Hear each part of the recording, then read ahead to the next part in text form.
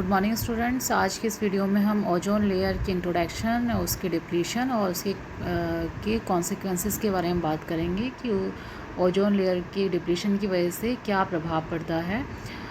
Ozone layer जो होती है O3 एक ऑक्सीजन का एलोट्रोप होता है ओजोन, जिसमें कि 3 ऑक्सीजन मॉलिक्यूल से मिलकर बना होता है, 3 ऑक्सीजन एटम्स से मिलके बना होता है, जो कि ज़्यादा स्टेबल होता है। O2 की कंपैरिजन में जो O3 होता है, जो ओजोन होता है, ज़्यादा स्टेबल होता है।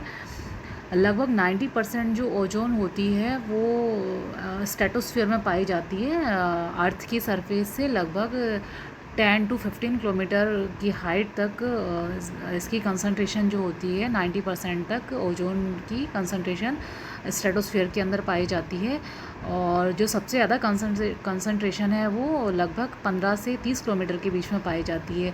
ये जो हाई कंसंट्रेशन बेल्ट जो होता है 15 से 30 किलोमीटर वाला, पृथ्वी की सतह से, अर्थ की सरफेस से, इस बेल्ट को या इस रीजन को है ओजोन लेयर कहा जाता है। ओजोन लेयर जो होती है ये सभी लाइफ फॉर्म्स के लिए एसेंशियल होती है अर्थ के ऊपर, क्योंकि ओजोन लेयर जो होती है, जो सन की तरफ से जो हार्मफुल अल्ट्रावायलेट रेडिएशंस जो आती है उनको एब्जॉर्ब कर लिया जाता है। लगभग जो अल्ट्रावायलेट वी होती है, वो लगभग 87% तक एब्जॉर्ब कर ली जाती है ओजोन लेयर के द्वारा। और अल्ट्रावायलेट सी जो होती है उसका 100% एब्जॉर्प्शन कर लिया जाता है ओजोन लेयर के द्वारा। ये जो अल्ट्रावायलेट रेडिएशंस होती हैं वो सभी प्रकार अर्थ पर पाए जाने वाली सभी प्रकार की लाइफ फॉर्म्स के लिए हार्मफुल होते हैं। तो इन हार्मफुल रेडिएशंस को ओजोन लेयर के द्वारा एब्जॉर्ब कर लिया जाता है और लाइफ फॉर्म्स को सेव किया जाता है। इसलिए ओजोन लेयर सभी लाइफ फॉर्म्स के लिए एसेंशियल होती है, आवश्यक होती है पृथ्वी के ऊपर। सोलर रेडिएशंस होती हैं वो 3 टाइप की होती हैं, अल्ट्रावायलेट ए, अल्ट्रावायलेट वी, इनकी और अल्ट्रावायलेट सी। तो अल्ट्रावायलेट ए जो होती है वो लीस्ट हार्मफुल होती है, लेकिन वो कंट्रीब्यूट करती है एजिंग ऑफ स्किन में, डीएनए डैमेज में, और पॉसिबल स्किन कैंसर भी इसके द्वारा कॉज किया जाता है अल्ट्रावायलेट ए के द्वारा। और इसका जो पेनिट्रेशन होता है वो 100% होता है ओजोन लेयर का अल्ट्रावायलेट ए के द्वारा। वहीं अल्ट्रावायलेट वी जो होती है वो हाई इंटेंसिटी होती है, उसकी हैजार्डस होती है आइज़ के लिए। और उसके अलावा ये जो अल्ट्रावायलेट बी होती है वो जो कोलाजन होता है उसको डैमेज करती है और एजिंग ऑफ द स्किन जो होता है उसको बढ़ाती है, स्किन कैंसर को कॉज करता है अल्ट्रावायलेट बी। इसके अलावा म्यूटेशन भी कॉज होता है अल्ट्रावायलेट बी के द्वारा, डीएनए में जो म्यूटेशन पाया जाता है उसके वो भी अल्ट्रावायलेट बी के द्वारा कॉज किया जाता है, जिससे कि अनेक प्रकार का कैंसर होता है। तो ये जो अल्ट्रावायलेट बी होती है लगभग इसका 87% जो होता है वो ओजोन लेयर के द्वारा एब्जॉर्ब कर लिया जाता है। वहीं अल्ट्रावायलेट सी जो होती है, ये अल्ट्रावायलेट सी जो रेडिएशंस होती हैं, जो रेज़ होती हैं, इनकी हाईएस्ट एनर्जी होती है, मोस्ट डेंजरस होती है। इसका जो ओजोन लेयर है इसको लगभग 100% इसका एब्जॉर्ब कर लिया जाता है ओजोन लेयर के द्वारा। अल्ट्रावायलेट सी को जर्मीसाइडल रेज भी कहा जाता है। तो ये सभी जो सोलर रेडिएशंस होती हैं ये ओजोन लेयर के द्वारा एब्जॉर्ब कर ली जाती हैं और इनका जो हार्मफुल इफ़ेक्ट होता है वो अर्थ तक नहीं पहुंच पाता है। ये फॉर्मेशन ऑफ ओजोन लेयर की अगर हम बात करते हैं कि ओजोन लेयर का फॉर्मेशन कैसे होता है, तो ओजोन लेयर जो होती है एटमॉस्फेयर में जो अल्ट्रावायलेट रेडिएशंस होती हैं जो कि और जो ऑक्सीजन मॉलिक्यूल्स होते हैं, जो ऑक्सीजन एटम होता है, तो अल्ट्रावायलेट रेडिएशंस क्या करती हैं, जो ऑक्सीजन एटम है O2 है उसको स्प्लिट कर देती हैं ऑक्सीजन मॉलिक्यूल्स के अंदर। तो ये जो एटॉमिक ऑक्सीजन होती है वो दूसरी ऑक्सीजन मॉलिक्यूल के साथ कंबाइन करती हैं और उसके कॉम्बिनेशन से ओजोन का फॉर्मेशन होता है।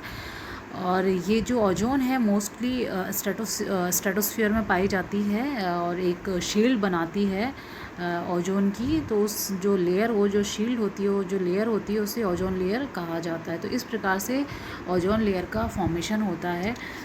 ओजोन लेयर के डिप्रेशन की अगर हम बात करते हैं तो हमने पहले ग्रीन हाउस इफेक्ट की बात की थी कि ग्रीन हाउस गैसेस के बारे में बात की थी। तो अनेक प्रकार के जो मॉलिक्यूल्स हैं उन जिनके कारण ओजोन लेयर लगातार उसका डिप्लीशन होता जा रहा है, डिस्ट्रॉय होती जा रही है। तो जैसे कि फ्री रेडिकल्स हैं और including nitric oxide, NO, hydroxyl radicals हैं, OH है, एटॉमिक क्लोरीन और ब्रोमीन जो होता है, इनके कारण ओजोन लेयर का डिप्लीशन होता जा रहा है। लगातार पृथ्वी पर इनका जो अमाउंट है वो बढ़ रहा है, जिसके कारण से कि जो ओजोन लेयर है, जो ओजोन की मात्रा कम होती जा रही है, ओजोन लेयर का डिप्लीशन होता जा रहा है। इसके अनेक नेचुरल सोर्सेज भी हैं इनके, जो फ्री रेडिकल्स हैं। उसके अलावा ह्यूमन एक्टिविटीज़ के द्वारा भी इनका अमाउंट या इनकी परसेंटेज जो है एनवायरनमेंट के अंदर लगातार बढ़ती जा रही है। जो कंसंट्रेशन ऑफ Cl और जो ब्रोमीन है वो लगातार इंक्रीज़ हो रही है। रिसेंट जो ईयर्स हैं पिछले, उनके द्वारा मैनमेड एक्टिविटीज़ के द्वारा इसका कंसंट्रेशन एनवायरनमेंट के अंदर लगातार बढ़ता जा रहा है। और इसके अलावा ऑर्गेनो हैलोजन कंपाउंड्स और स्पेशली क्लोरोफ्लोरोकार्बन्स जो हैं CFCs गैसेस के द्वारा ओजोन लेयर का लगातार डिप्लीशन होता जा रहा है। ये जो CFCs हैं ये हाईली स्टेबल कंपाउंड है जो कि स्ट्रेटोस्फीयर में पाए जाते हैं, जबकि क्लोरीन और जो ब्रोमीन है वो लिबरेट कर दिए जाते हैं, उनका लिबरेशन हो जाता है UV रेडिएशंस के द्वारा। और जो हर एक एटम, क्लोरीन का, ब्रोमीन का एक एटम या जो होता है वो ब्रेक करता है लगभग more than 1 lakh ozone molecules को ब्रेक कर दिया जाता है क्लोरीन और ब्रोमीन के एक मॉलिक्यूल्स के द्वारा, एक एटम के द्वारा। तो इतना ज़्यादा डैमेज हो रहा है क्लोरीन, ब्रोमीन और CFCs और ये जो फ्री रेडिकल्स हैं इनके द्वारा लगातार ओजोन लेयर का डिप्लीशन होता जा रहा है। ओजोन लेवल जो है नदर्न हेमिस्फीयर के अंदर लगभग उसका पर डिकेड लगभग 4% उसका ड्रॉप होता जा रहा है। और नॉर्थ और साउथ पोल्स पे इसका जो सीजनल डिक्लाइन है वो लगभग ज़्यादा है लगभग। और यहाँ पे जो ओजोन होल है वो लगभग up to 40% loss over 250 million kilometres. तो अंटार्कटिका पर लगभग 40% इसका लॉस हो रहा है, बहुत ज़्यादा है यहाँ पर ओजोन लेयर का जो डिग्रेडेशन है। और आर्कटिक रीजन पे लगभग 40% इसका लॉस देखा जा रहा है। तो ये सभी जो फ्री रेडिकल्स हैं, जो गैसेस हैं, इनकी वजह से लगातार ओजोन लेयर का डिप्लीशन होता जा रहा है। इसके कॉन्सिक्वेंसेस के बारे में अगर हम बात करें तो ओजोन लेयर के अनेक प्रभाव देखने को मिलते हैं ओजोन लेयर डिप्लीशन के। तो सबसे पहला जो इसका प्रभाव है वो देखने को मिलता है ओजोन डिप्लीशन का। तो जो अर्थ की सरफेस है उसके ऊपर UV जो अल्ट्रावायलेट B जो रेडिएशंस हैं उनका परसेंटेज लगातार बढ़ता जा रहा है। Increase in ultraviolet B radiation eight ground level, 1% loss of ozone lead to a 2% increase in UV radiations.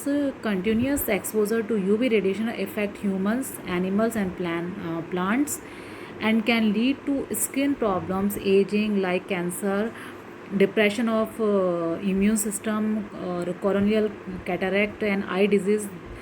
इसके अलावा अनेक प्रकार के जो लाइक ग्लोबल वार्मिंग, ये क्लाइमेट के ऊपर भी इसके अनेक प्रभाव देखने को मिल रहे हैं ओजोन लेयर डिप्लीशन की वजह से। उसके अलावा जो अल्ट्रावायलेट C का जो एक्सपोजर है वो माइक्रोबियल डाइवर्सिटी जो है उसको डिस्ट्रॉय करता जा रहा है। UV ultraviolet C exposure